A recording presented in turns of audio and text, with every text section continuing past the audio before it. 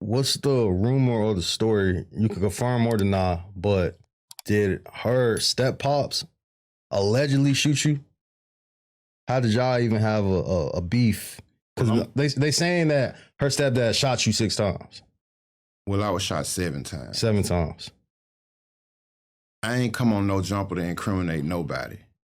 I don't know the statute of limitations. I ain't no lawyer, but what I will say, I was shot 7 times. And it was an incident where a few months after that, he was shot 6 times. And he went on this parade saying that I was responsible for that.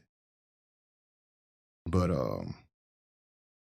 that's neither here nor there. So you don't respect that, I assume, since you wouldn't go out and say that he shot you. Yeah, I don't respect that. Like, you know, even now, like you taking credit for when I got shot or whatever. I ain't never said who shot me, especially on the internet. Right. You know, I don't know who shot me, but I know when you got shot, you paraded around town and told everybody that I was responsible for it, and it wasn't true because I wouldn't do such a thing like that to somebody. What was y'all relationship outside of? So I guess he's from Memphis, so y'all had a relationship prior to him becoming your daughter's. No, we ain't have a relationship. I ain't know him. I think for the most part, and you know, I'm gonna say this, Ramo, no disrespect, but I don't want this interview to be about, you know what I'm saying, about him, you know, or whatever. But to answer your question, I didn't know him. You know, he was from a neighborhood that's close by my neighborhood, basically the same neighborhoods, and think he did a little time or whatever. So I didn't have any knowledge of him until he started dating my baby mama.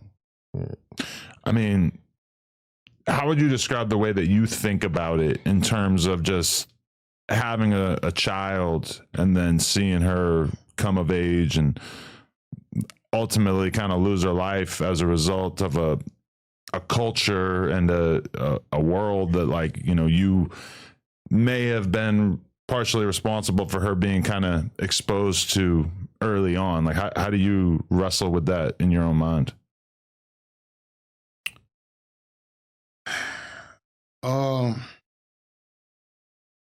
You know, when I was younger, growing up, you know, it's almost like the same situation with me and my dad, how my dad was like, he was married to the streets. You know, I think I got her mom pregnant maybe when I was 16, 17 or something. So, you know, I ain't know the first steps of being a father at that point. I was still young or whatever the case may be. And so with that being said, you know, I wasn't necessarily in her life, especially when she was younger. When she got older, you know, it was moments and things like that when we would, you know, spend time together or whatever, you know, especially like when she got into certain situations, you know, she would call me first or whatever. When she went to college, she had the incident when she went to jail, and I went and bonded her out of jail and all of this. So it's like, maybe if I would have been there when she was younger, but I can't say that she would have turned out different because I still was in the street. She still was gonna see me, her dad, no matter what I tell her, you know.